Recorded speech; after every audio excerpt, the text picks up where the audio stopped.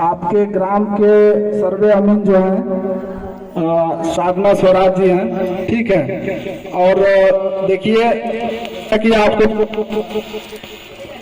Hello hello आपको पता होगा कि आपके जिले में, आपके पूरे बिहार राज्य में सर्वे का कार्यक्रम स्टार्ट कर दिया गया है और उसके तहत हम लोग की जो बहाली हुई है बिहार सरकार के द्वारा और इस मौजा जो है इनको अलॉट हुआ है।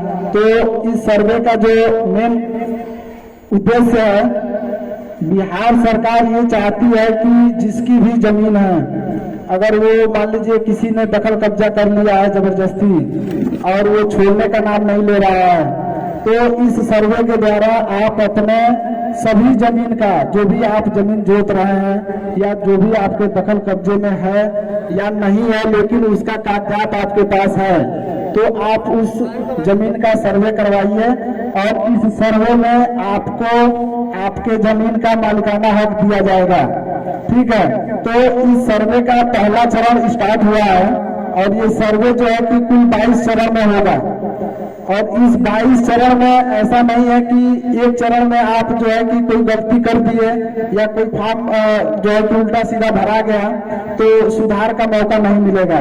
इस 22 चरण में आपको 3 बार सुधार का मौका दिया जाएगा। अगर उस 3 बार के बाद भी आप संतुष्ट नहीं होते हैं तो आप न्यायालय, उच्च न्यायालय जहां भी जाना हो वहां आप जाके केस कर सकते हैं या अपना जो है कि मालिकाना हक के लिए लड़ाई लड़ सकते हैं। लेकिन हमें उम्मीद है कि इस 22 चरण में ही आपके जमीन का, अगर आप असली हकदार हैं तो वो चीजें आपको इसी 22 चरण में मिल जाएंगी। तो इस 22 चरण में पहला चरण अभी स्टार्ट किया गया है, जिसमें जो है कि प्रपत्र 1 जो होता है उसमें उद्घोषणा किया जाता है बिहार सरकार के द्वारा। और उद्घोषणा में ये होता है कि बिहार सरकार के द्वारा जो भी नियुक्त पदाधिकारी, अमीन और कानूनगो जो हैं वो आपके गांव में आएंगे, आम सभा करेंगे और जो है कि सर्वे का काम जो है स्टार्ट करेंगे। तो इसमें आप लोगों को भी बहुत ज्यादा सहभागिता की आवश्यकता है, क्योंकि ये जमीन आपका है और आप इसमें सहयोग करिएगा तो सर्वे सफल होगा। और जब सर्वे सफल हो जाएगा तो उसमें आपके 22वें चरण के बाद, जैसे कि मान लीजिए आपको एक आधार कार्ड मिलता है, ठीक है, तो उस आधार कार्ड से आप जो है कि कहीं भी पैसे निकाल सकते हैं, जमा कर सकते हैं। उसी तरह मान लीजिए आपका अलग अलग खाता में कई खेसरे होंगे, जमीन अलग अलग होगी, लेकिन इस सर्वे के बाद जो है एक आपको यूनिक आईडी मिलेगी 14 नंबर का, ठीक है। और उस आईडी को लॉगिन करके आप अपने पूरे जमीन का, जितना जमीन आपके नाम पे होगा वो चीजें आपको शो करेगी। बस एक क्लिक करने के बाद कहीं भी आप मोबाइल या किसी भी लैपटॉप में लॉगिन करिएगा उस नंबर को डाल के, तो आपको ये शो करेगा कि आपके खाते में किस किस खेसरे में कितनी कितनी जमीन है।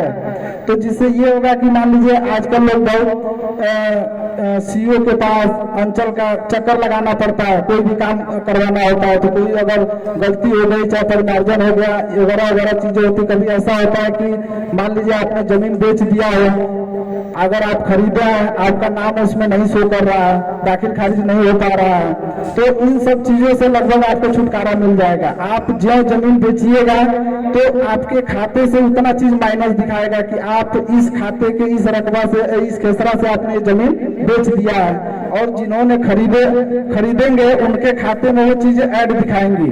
तो इस सर्वे का बहुत ही महत्वपूर्ण उद्देश्य है। तो इसमें आपको ये पहले चरण में जो है कि आपको प्रपत्र 2 भर के देना है सभी रैयतों को। तो इस प्रपत्र में जो है कि आप उन्हीं, इसमें पहला जो कॉलम है रैयत का नाम लिखा है, तो रैयत के नाम में आपको जीवित रैयत का नाम देना है। मान लीजिए जैसे कि आपके पास खतियानी जमीन है और आपके बाबा दादाजी के नाम से है, तो उसके वंशावली आप बनवाइएगा अपने बाबा दादा, जहां से आपका खतियान शुरू होता है, ठीक है। और प्रेजेंट टाइम में जो इसके उत्तराधिकारी हैं, मान लीजिए पिताजी आपके जीवित हैं तो उनके नाम पे जमीन जाएगी, जो भी उनके हिस्से में होगा, ठीक है। तो इसमें पहले कॉलम में जो है कि जीवित रैयत का नाम देना है, ठीक है। उसके बाद जो है कि हेलो दूसरे कॉलम में जो है कि अस्थाई पता भरना है, और अस्थाई पता में जो है कि आपके आधार कार्ड का पता होगा। ये नहीं है कि मान लीजिए आप किसी अन्य जो है कि गांव के या जिले के हैं, लेकिन आपने जमीन यहाँ खरीदी हुई है इस ग्राम में, तो ऐसा नहीं है कि आप यहाँ का पता दे दीजिएगा, आप पता वही भरिएगा जो आपके आधार कार्ड का होगा। ठीक है। तीसरा कॉलम जो है वो खाता है, खाता नंबर, कौन सा आप खाता नंबर आपके दखल कब्जे में है या आपकी जमीन है। फिर उसके बाद खेसरा नंबर और वो जो है कि रकबा, 5वें कॉलम में होगा रकबा, कितना आपका एरिया है, 5 डिसमिल 10 डिसमिल जो भी आपका होगा। फिर उसके बाद 6ठे नंबर पे है चौहद्दी। चौहद्दी में भी आपको जीवित व्यक्ति का ही नाम देना है आपके अगल बगल। अगर मान लीजिए आप नहीं नाम जानते हैं कि आपके दाहिने कौन है, बाएं कौन है, उत्तर पश्चिम जो भी है, तो आप प्लॉट नंबर डाल सकते हैं कि आपके उत्तर में प्लॉट नंबर इतना है, आपके दक्षिण में प्लॉट नंबर इतना है। अगर आपको नाम पता है तो नाम भी डाल सकते हैं। ठीक है। फिर आपके 7वें कॉलम में है जमीन का किस्म, वो किस प्रकार की जमीन है, धनार है, भीट है, कृषि है, मकान में है, जो भी होगा आपको जमाबंदी से भी मिल जाएगा कि वो जमीन का किस्म क्या है। ठीक है। फिर शेष लगान को छोड़कर अगर जो लगान आप देते होंगे उस पर लिखा रहता है जमाबंदी और जो आपका मिलता है, तो वो लगान जितना होगा वो चीजें भर दीजिएगा। फिर जमाबंदी संख्या भी चाहिए, 9वें नंबर में आपको जमाबंदी संख्या भरना है। और फिर उसके बाद यह है कि भूमि का दावा आधार, मतलब ये है कि आप वो भूमि किस प्रकार से धारण किए हुए हैं, आपको खानदानी जमीन मिला है या आपने खरीदी हुई है।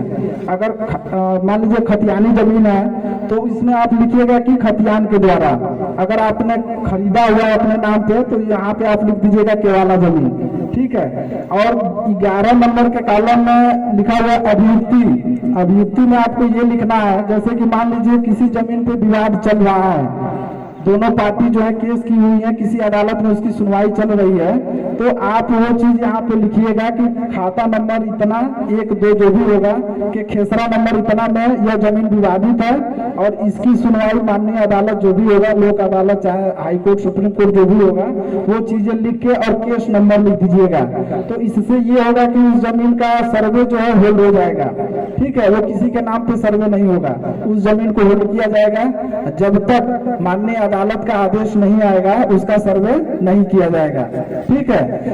अब आप लोगों को कोई क्वेश्चन हो तो आप लोग पूछ सकते हैं, हम लोग आपके जवाब देने का कोशिश करेंगे। अगर नहीं मान लीजिए हम लोग को समझ में आता है तो हम लोग अपने बड़ी अधिकारी को भी फॉरवर्ड करेंगे वो चीजें, लेकिन आपको 100% बताया जाएगा और कोशिश किया जाएगा कि आपको हर चीज का समाधान किया जाए। इस फॉर्म के साथ आप लोग का जो खतियान होगा उसका जिरोक्स या केवाला होगा उसका जिरोक्स और आधार कार्ड, ये फॉर्म भर के उसके साथ एक 10 रुपए का जो फाइल आता है, ट्रांसपेरेंट फाइल होता है, उसमें करके आप लोग शिविर में या फिर ऑनलाइन करना चाहते हैं ऑनलाइन कर दीजिए और उसका रिसीविंग आके शिविर में दे दीजिएगा। ठीक है। कोई क्वेश्चन किसी का?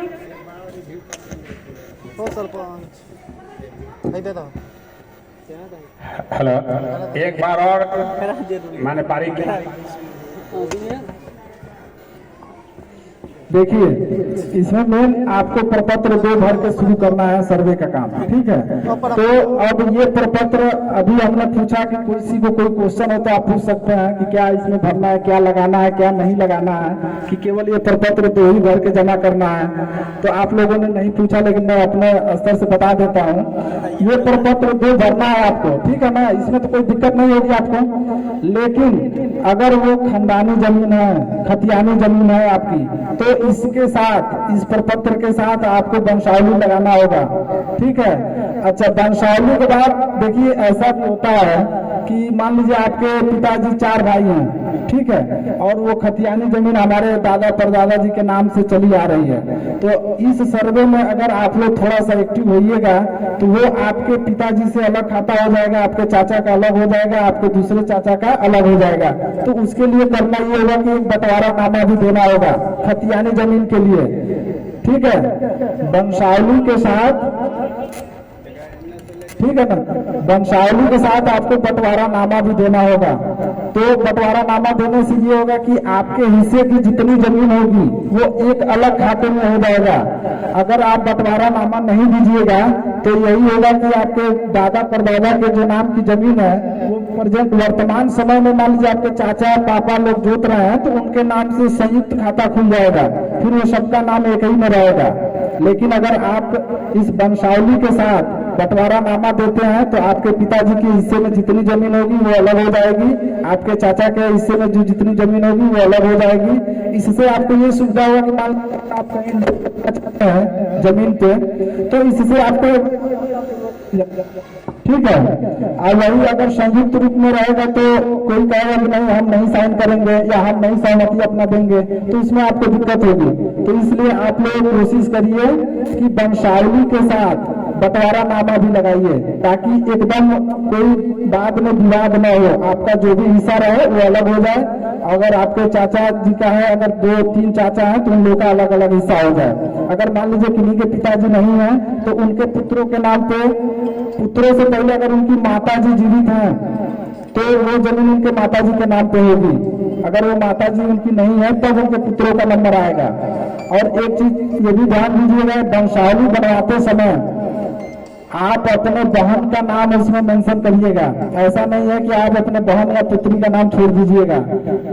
2005 कोर्ट के आदेश के अनुसार जितनी हिस्सेदारी एक पुत्र के होता है बाप के संपत्ति में, उतना ही हिस्सेदारी जो है कि पुत्री का भी दिया गया है, बराबर का बंटवारा है। तो आप ये करिएगा कि मान लीजिए आप चाहते हैं या आपकी बहन चाहती है कि हम हिस्सा न लें तो इसके लिए एक एनओसी लगा दीजिएगा उनसे साइन करवा के कि वो खुद लिख के देंगी कि हम अपने पिता के संपत्ति में कोई हिस्सेदारी नहीं लेना चाहते हैं और भविष्य में इस पे कोई दावा आपत्ति नहीं करेंगे, और वो साइन करके दे देंगी और वो एनओसी जो है वंशावली के साथ लगा दीजिएगा। लेकिन वंशावली में उनका नाम जरूर दर्शाइएगा। ऐसा नहीं है कि मान लीजिए आप नाम छोड़ दिए और हम लोग तो मान लीजिए नए हैं नहीं जानते हैं, तो ऐसा नहीं होगा। उस वंशावली के लिए भी एक आम सभा की जाएगी और वहाँ पे वंशावली सत्यापन किया जाएगा जिसमें मुखिया जी रहेंगे, जो भी आपके जनप्रतिनिधि लोग रहेंगे, हमारे भी बड़ी पदाधिकारी लोग आएंगे, एसओ आएंगे, कानूनगो आएंगे, और जो वेरीफाई करेगा उसका साइन वहां लगेगा कि हाँ आपके जानकारी में ये चीज सही है। तो मुखिया जी साइन करेंगे, वार्ड मेंबर साइन करेंगे, जो भी जनप्रतिनिधि होंगे वो सरपंच होंगे, पंच होंगे, सब लोग साइन करेंगे, तब उसको वैलिड माना जाएगा।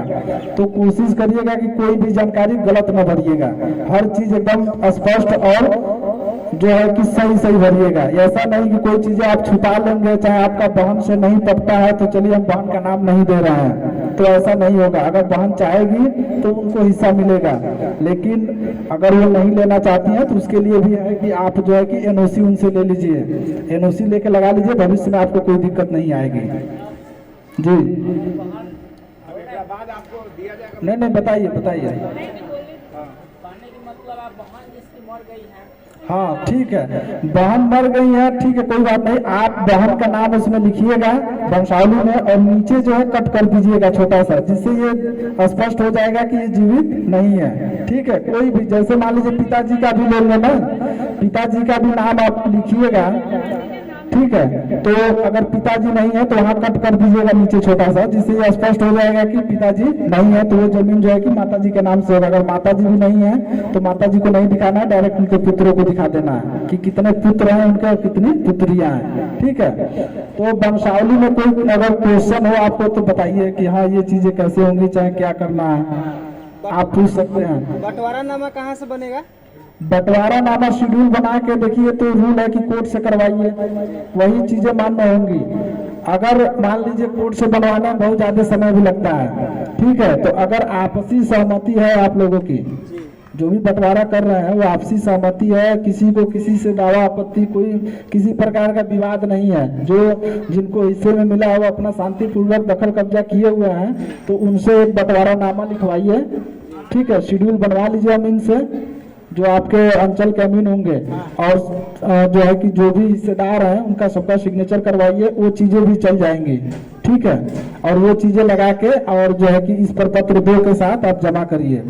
दूसरी बात आती है कि मान लीजिए आपने जमीन खरीदी है, ठीक है, अगर जमीन आपने खरीदी है तो उसका केवाला मिला होगा आपको रजिस्ट्री पेपर।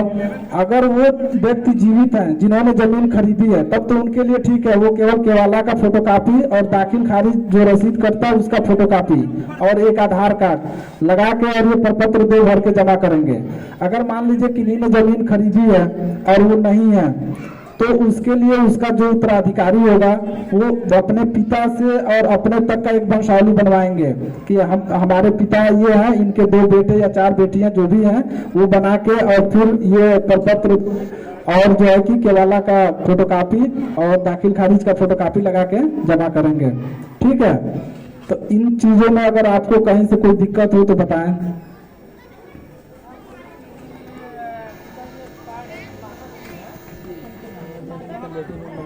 पानी दूसरा में बहता है तो भी आता है, कौन होता है?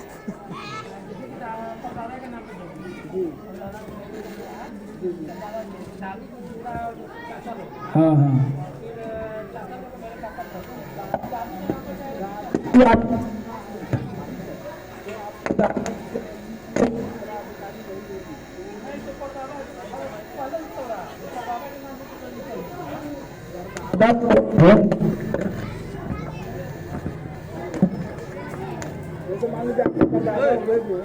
हेलो, तो परदादा जी के बेटे होंगे 2, 3, 1 जो भी होंगे तो उनका हिस्सा उसमें होगा।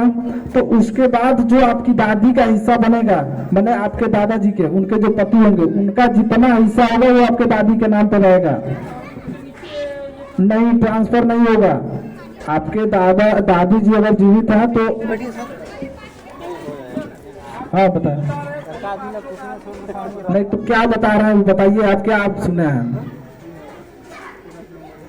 बताएंगे तभी तो उसका समाधान निकाला जाएगा कि हाँ ये चीजें ऐसे हैं।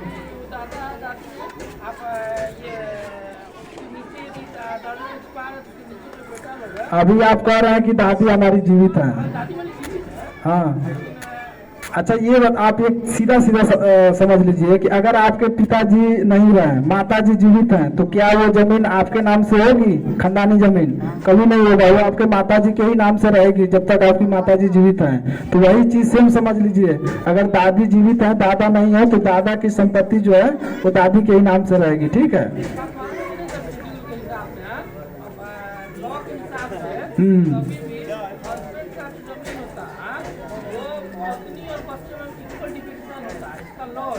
जी जी नहीं होती है जी।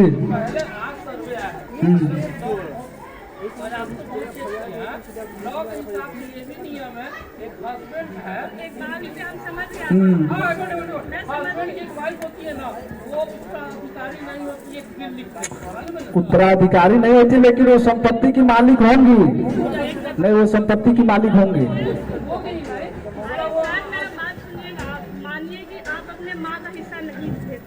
अगर कल को जाके 4 बेटा अपने माँ को नहीं करेगा तो माँ के पास उसको प्रॉपर्टी होना चाहिए ना। अथॉरिटी रहेगी।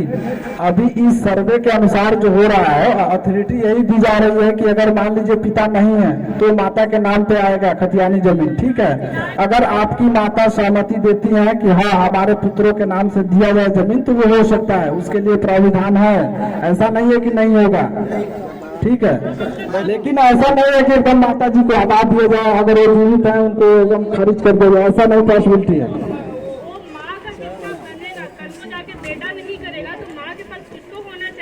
उनके जीवन यापन के लिए हाँ बिल्कुल वो होना चाहिए और रहेगा भी हमेशा। अगर वो सहमति दे देती हैं तो आपके नाम पे वो चीजें ट्रांसफर हो जाएंगी। हाँ बिल्कुल वही चीज है, सहमति देंगी। अगर वो चाहती हैं श्रद्धा पूर्वक कि हाँ हम अपने बेटे को ये पूरी अपनी संपत्ति दे रहे हैं तो आपके नाम पे हो जाएगी, उसमें कोई दिक्कत नहीं होगा। हाँ बिल्कुल, जैसे बहन अगर दे लिख के तो उनका हो जाएगा। ठीक है, हाँ बताइए।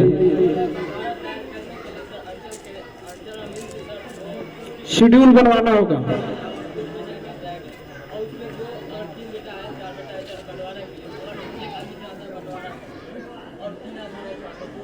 तो 3 बाकी लोग क्यों नहीं चाहेंगे? उनको नहीं हिस्सा चाहिए?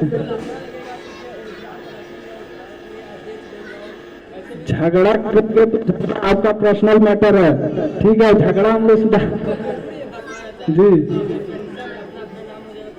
बहुत वही चीज तो सरकार क्या चाहती है कि भूमि विवाद एकदम 0 हो जाए। तो आप जो है कि सुनिए, आप जो है कि आपके ये घर का पर्सनल मैटर है कि आपके जो कलीग हैं, चाचा है, चाहे जो भी बड़े पापा हैं, वो क्यों नहीं करना चाहते हैं? नहीं करेंगे तो आपके पिताजी, आपके चाचा जो भी है, उन सबका एक संयुक्त खाता खुलेगा, ठीक है? ऐसा नहीं है कि नहीं होगा। मैं यही कह रहा हूं, अगर अलग बंटवारा नहीं करते हैं ना, तो जो खाता खुलेगा वो तीनों लोग का नाम रहेगा, आपके पिताजी का, आपके चाचा का, और जो दूसरे वाले चाचा उनका भी। तो उसी लफड़ा को तो कम करने के लिए मैं बता रहा हूं कि आप बंटवारा नामा दीजिए।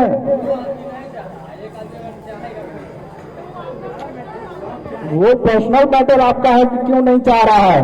हम आपको बता दिए कि आप बंटवारा नामा दीजिए, आपका जमीन बिल्कुल अलग हो जाएगा जी जी। वही तो, हाँ बिल्कुल, क्यों नहीं आखिर वो करना चाहते हैं भाई? उनका जो पर्सनल मैटर होगा उसमें हम तो कुछ कर नहीं सकते हैं। हाँ बोलिए।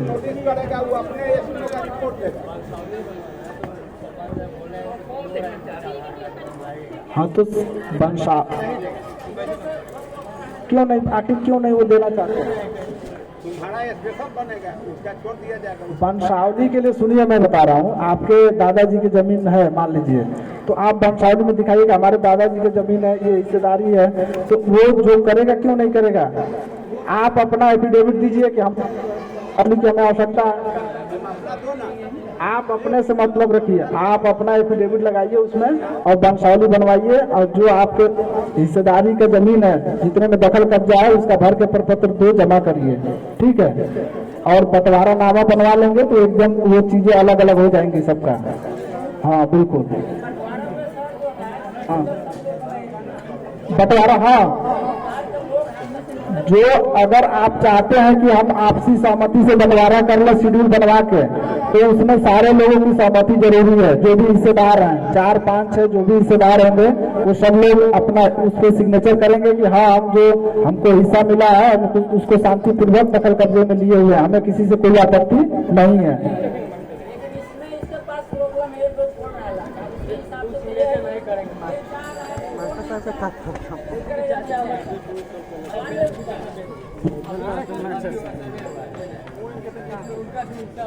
बिल्कुल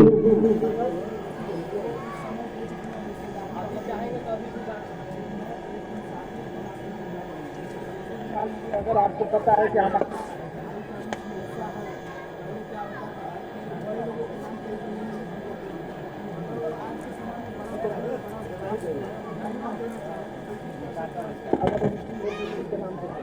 कुछ नहीं कोई कर सकता है, तो आप उनसे इकरारनामा लिखवाइए कि हाँ उन्होंने अपने हिस्से की जमीन जो है बेच दी है, अब बाकी जो हिस्सा बन रहा है वो उनके भाइयों का है, उसमें उनकी कोई हिस्सेदारी नहीं है। सर्वे हम ही लोग करने आएंगे। हाँ क्यों नहीं जानेगा, हमारे पास रिकॉर्ड नहीं रहेगा।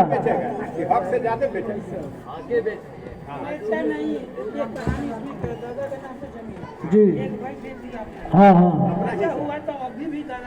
मैं वही तो कह रहा हूँ कि उनसे एक इकरारनामा लिखवाइए कि आपके हिस्से की जमीन आपने बेच दी है, बाकी जो 2 भाइयों का है उसमें आप हिस्सा नहीं लेना चाहते हैं या नहीं लेंगे। अगर वो नहीं लिख के देते वो आपकी प्रॉब्लम है, उसमें मैं कुछ नहीं कर सकता हूँ। आप कागज दीजिएगा, आपका मैं तो वही तो बता रहा हूँ कि आप उनसे लिखवाइए कि वो लिख के दें कि हमने अपने हिस्से की जमीन जो है, नहीं होगा तो उसमें क्या करिएगा आप बताइए? झगड़ा करिएगा उनसे। सुनिए, कहने का मतलब है कि खेसरा नंबर 9 से 12 जी में 3 भाई हैं, तो 3 में उनका जो हिस्सा 6 कट्ठा जमीन है, 2 कट्ठा बेच दिया, 4 कट्ठा बचा ना, तो दाखिल खारिज होगा तो ऑटोमेटिक उसमें से कम जाएगा। 4 कट्ठा में से कैसे ले लेगा वो सुनिए, वो चीजें जो है उनको जो खरीदे होंगे कैसे ले लेगा? जिन्होंने खरीदा होगा वो भी प्रपत्र को भर के देंगे और वो केवाला देंगे और दाखिल खारिज का रसीद देंगे। तो आपका मान लीजिए 12 डिसमिल की जमीन है और हिस्से में मान लीजिए 3 लोग हैं और 4 डिसमिल आ रहा है, तो 4 उन्होंने बेच दिया तो बाकी जमीन उसमें दिखाएगा 4 डिसमिल कम दिखाएगा, ठीक है। लेकिन अगर वो खतियानी जमीन मान लीजिए दादाजी के नाम से है तो आप अपने चाचा से लिखवाइएगा। यही दिक्कत है, शेड्यूल जब तक कोर्ट से नहीं बनेगा ना तब तक यही दिक्कतें होंगी। इसीलिए मैं कह रहा हूँ ये सर्वे में आप सभी लोग जो है कि बंटवारा नामा भी, ताकि कोई भी जमीन अलग अलग हो जाए, किसी से कोई विवाद न रहे और ना ही कोई जमीन बेच सके। जैसे हिस्से में रहती है, मान लीजिए 3 लोगों के हिस्से में है जमीन दादाजी के नाम से और उनके पुत्र जो है किन्हीं ने क्या किया कि अपने हिस्से से जाते ही जमीन 1 डिसमिल या आधा डिसमिल बेच दिया है, तो जो खरीदा होगा उन्होंने तो दाखिल खारिज करवा दिया होगा, तो जो हिस्सा बचेगा उसी में से आपको हिस्सा मिलेगा। ऐसा नहीं है कि आपके हिस्से में अगर 4 डिसमिल हुआ है तो 4 डिसमिल अगर अगला ने जो 11 डिसमिल ज्यादा बेच दिया है तो वो आप कब्जा कर लीजिएगा, ऐसा नहीं होगा। आपको जो बचा रहेगा उसी में से हिस्सेदारी मिलेगी।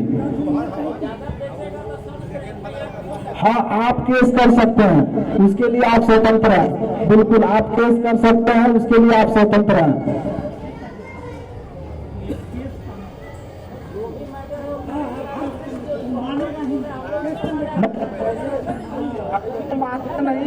हेलो, अगर वो मानते नहीं है तो इनके लिए अदालतें और कोर्ट बना हुआ है, वो केस दायर करके उस जमीन का सर्वे होल्ड करवा सकते हैं। हमने बताया भी इनको कि आप जो है कि केस करिए और इसको होल्ड करवा दीजिए जब तक वो सहमति नहीं आती है तब, ठीक है।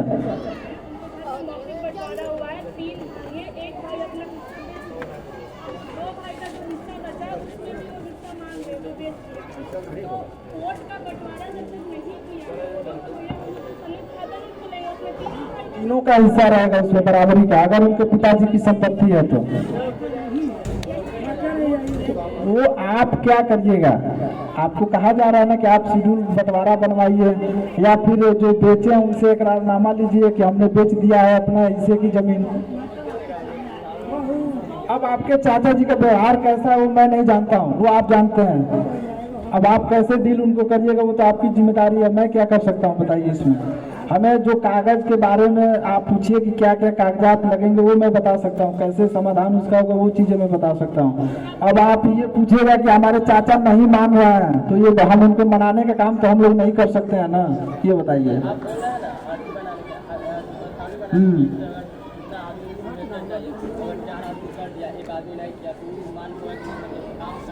अच्छा ये बताइए, सुनिए सुनिए, तो जो चौथा आदमी रहेगा, एक मेरे पास जो चौथा आदमी है, क्या उसको अपने जमीन का सर्वे नहीं करवाना है कि नहीं बनवाएंगे, ये बताइए। वो भी तो बनवाएंगे ना। अब किन्हीं कारणों से अगर वो नहीं बनवा रहे हैं तो आपका आपसी मैटर है कि किस वजह से वो लोग नहीं सहमति दे रहे हैं। तो 5 सिग्नेचर किसका चाहिए, वो आपको वार्ड का चाहिए, जो है कि सरपंच का चाहिए, पंच का चाहिए, आंगनबाड़ी सेविका का, आंगनबाड़ी का चाहिए। अरे यार आप बात समझा करिए। आप अगर ये बताइए कि आप किसी स्कूल में पढ़ रहे हैं, आप टीचर से ही आपका बैर है तो कैसे पढ़िएगा फिर, हाँ? तो आपका डर है तो आप उसका समाधान निकालिए। ये चीजें मैं नहीं कर सकता हूँ कि आप इनसे बना के रखिए मिला के। वो देखिए हमारा जो रूल है हम बता रहे हैं कि साइन करवाना है, साइन करवाइए। अब वो आपकी जिम्मेदारी है कि आप कैसे साइन करवाते हैं कैसे नहीं। मान लीजिए आपके ही मुखिया जी नहीं पट रहा है, लेकिन इस समय अगर आपको काम है उनसे तो आपको मिल के करवाना ही पड़ेगा, वो कोई और नहीं करवा सकता है। आपका काम है, आप खुद ही मिलिए, उनसे कहिए, क्यों नहीं करेंगे ये बताइए। अब नहीं करता वो आपकी जिम्मेदारी, उसको करवाना पड़ेगा। और कोई अगर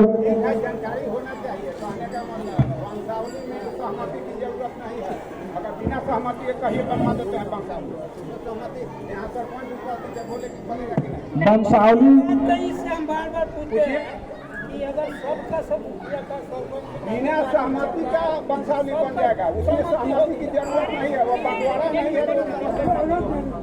सुनिए, अगर मुखिया या वार्ड या सरपंच साइन नहीं कर रहा है तो आप लोग अपना वंशावली बनवाइए, अगल बगल जो रहता है उससे 5 आदमी से साइन करवा के उसमें दे दीजिए। ये चीजें हो सकती हैं वंशावली बना हुआ है जी, दोनों भाई का उसमें सहमति नहीं है तो कोई दिक्कत नहीं है। वंशावली में उनकी सहमति हो ना हो कोई दिक्कत नहीं है। आप वंशावली दीजिए, सही वंशावली दीजिए, जो जेन्युइन वंशावली है वो दीजिए।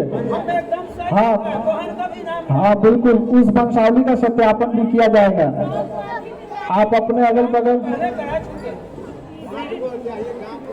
4-5 लोग का अगल बगल जो आपको जानते हैं अच्छी तरीके से, उनका साइन ले लीजिए, वो वैलिड कर दिया जाएगा। ठीक है। हाँ अच्छा, पंचायत सचिव से आपको क्या दुश्मनी है भाई? वो तो सरकारी आदमी है। हाँ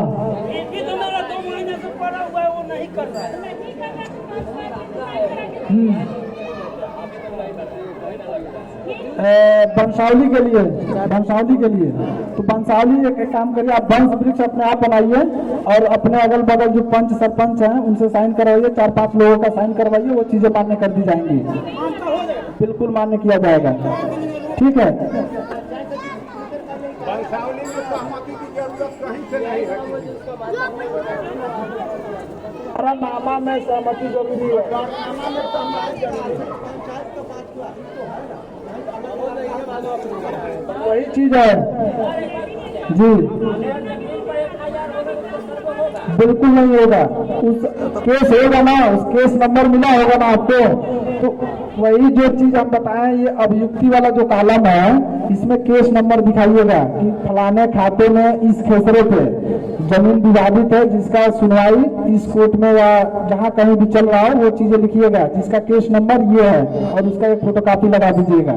उस जमीन का सर्वे होल्ड कर दिया जाएगा जब तक कोई आदेश न आ जाए। ठीक है। और कोई क्वेश्चन हो इससे रिलेटेड तो आप लोग बताएं।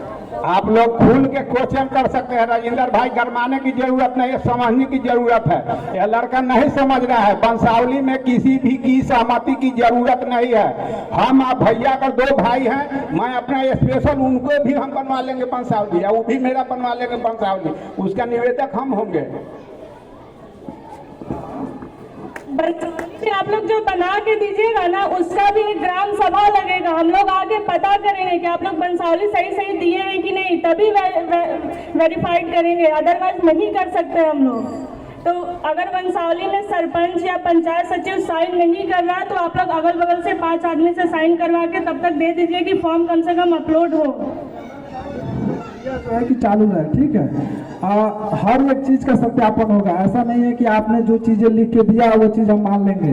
भाई हम तो इस गांव में नए हैं, हम तो जो है कि जो भी आप जो कागजात अपने स्तर से दे रहे हैं, मान लीजिए अगर किसी खतियान दे रहा है, वो तो सरकार के पास भी उसका रिकॉर्ड है, तो उसको हमें पूछने की जरूरत नहीं है, वो हमें रिकॉर्ड मिलेगा।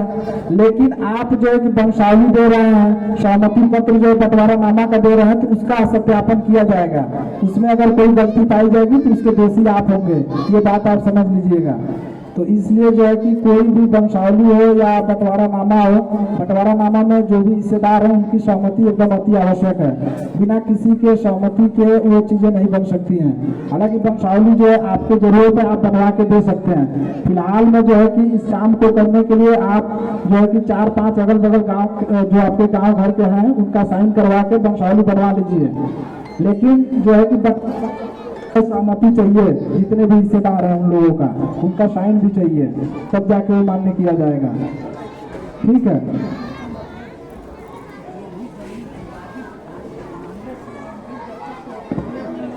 बिल्कुल, अगर कोई भी जमीन आपके ग्राम में कोई भी जमीन है उस पर तो उसका सर्वे होल्ड कर दिया जाएगा।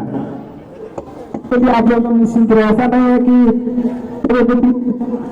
ऐसा है कि कोई किसी का जो है कि सिफारिश या पैरवी करके करवा नहीं हो सकता है। वो कोर्ट केस में है। आप लोग भर के अभियुक्ति में वो चीज दिखाइएगा कि हाँ इस जमीन का केस चल रहा है और इसका केस ये है, और इसका एक फोटोकॉपी लगा दीजिएगा।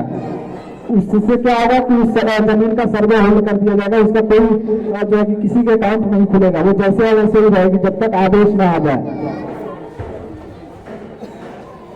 तो आप लोगों से निवेदन है कि आप लोग प्रपत्र 2 भर के एक हफ्ता या 10 दिन के अंदर में आप लोग जमा करिए।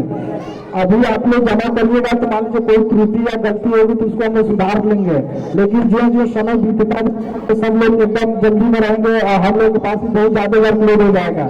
तो इससे क्या होगा कि अच्छे से इसका जांच नहीं हम लोग कर पाएंगे, फिर बाद में वो चीजें आएंगी तो उसका सुधार फिर अगले चरण में होता रहेगा।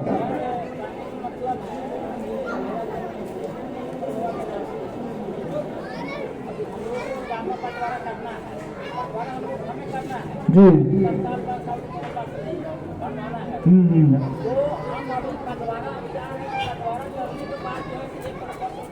हाँ तो ठीक है, मैं ये कह रहा हूँ कि सभी के पास ऐसा नहीं है कि किसी के पास जो है केवाला वाला जमीन नहीं होगा, किन्हीं के पास तो होगा ना। तो जिनके पास केवाला की जमीन है वो तो कम से कम भर के दे सकते हैं। उनके लिए क्या चाहिए? केवाला का फोटोकॉपी, दाखिल खारिज का रसीद और आधार कार्ड, ठीक है, यही 3 चीजें लगा के और इसको भर के जमा करना है। जमा कहाँ करना है सर?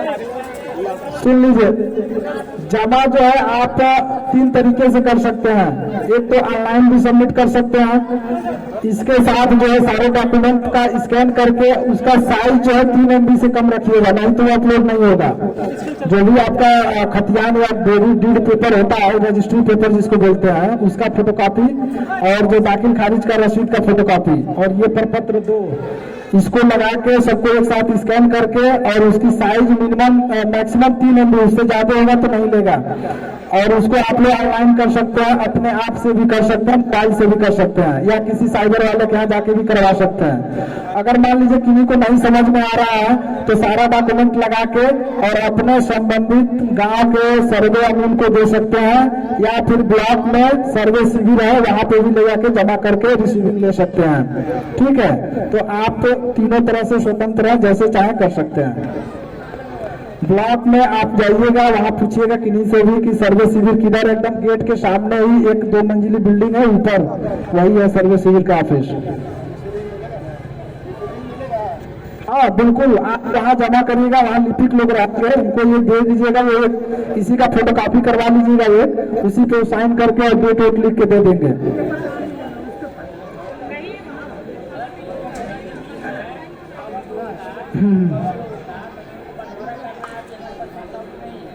तो वंशावली बनवाइए,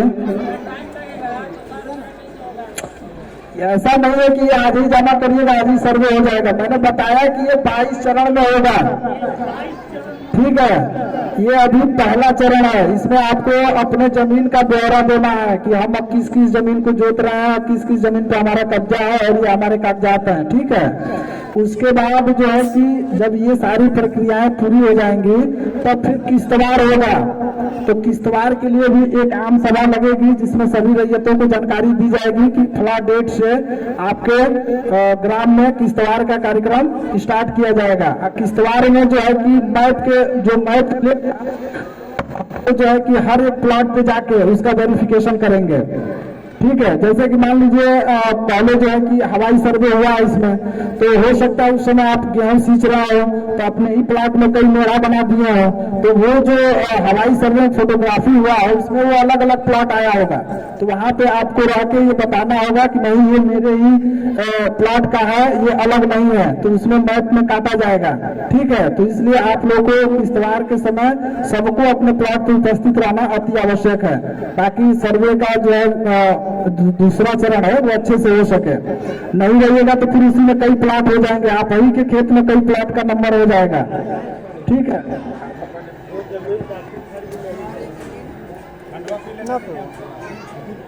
ना ए भाई ना पियला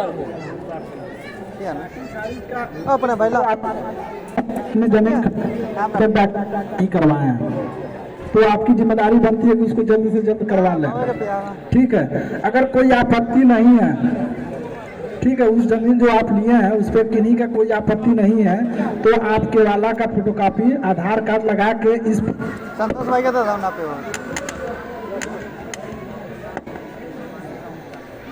आप जो दाखिल खारिज का रसीद देंगे वो आपका पुनः प्रोसेस में लग जाएगा। ठीक, जब तक आप पूरा कागज नहीं दीजिएगा तब तक कैसे कर दिए, बिना कागज के तो कोई सर्वे होगा नहीं। ये रहेगा कि आपके प्रोसेस में रहेगा, वो चीजें दिखाएंगी कि हाँ इनका प्रोसेस में है, लेकिन जो आप दाखिल खारिज करवा के दीजिएगा आपका काम आगे बढ़ जाएगा। जी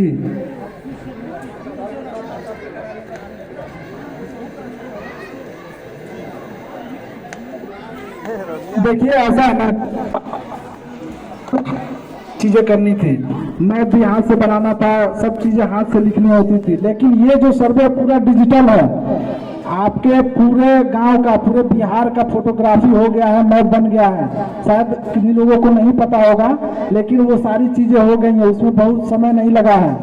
ऐसा नहीं है कि हम प्लॉट पे जाएंगे और जो है कि एक एक प्लॉट का नक्शा बनाएंगे, ऐसा नहीं, वो नक्शा पूरा बन चुका है और उसमें 1 इंच का भी गड़बड़ी नहीं होगी, क्योंकि पूरा डिजिटल हुआ है।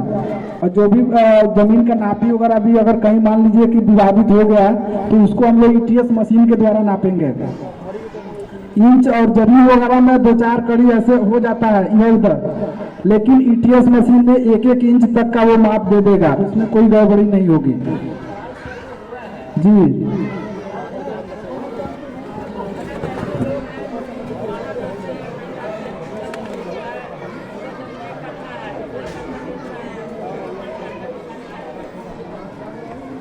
उसी चीज का तो वेरिफिकेशन किया जाएगा आपके प्लॉट पे। मान लीजिए कि आप नहीं हैं, बाहर हैं, और आपके बगल वाला जो है आपका आरी छांटते छांटते जो है कि आधा कब्जिया लिया है, तो कब्जियाने से नहीं रह जाएगा, आप कागज उतने का ही तो देंगे।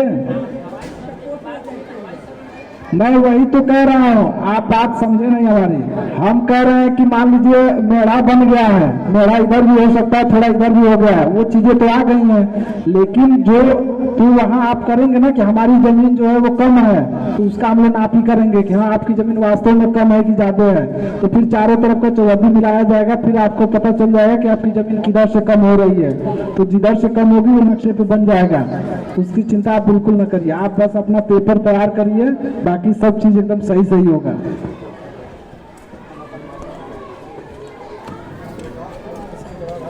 एक और सवाल है, आप ये जो फॉर्म है वो मार्केट में अवेलेबल है क्या, अवेलेबल कीजिएगा।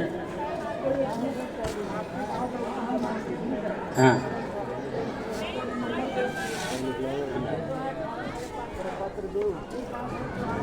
फोटो कॉपी करा के सबको दे दीजिएगा, जिन्हें जिन्हें को चाहिए वो अपना फोटो कॉपी करा लेंगे।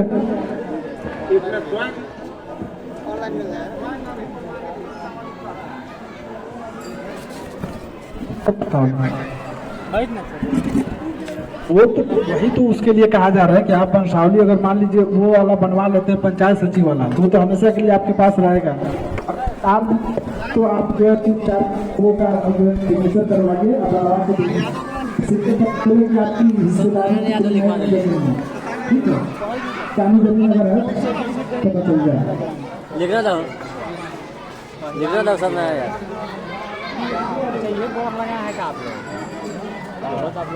भूल के आप लोग प्रश्न कर सकते हैं, राजेंद्र भाई पूछेंगे कि आप क्या समझे, ये भी पूछेंगे, आप मत चुप नहीं यहाँ से।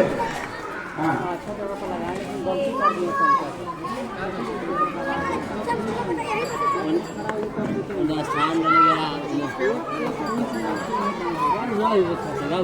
काटेगा ना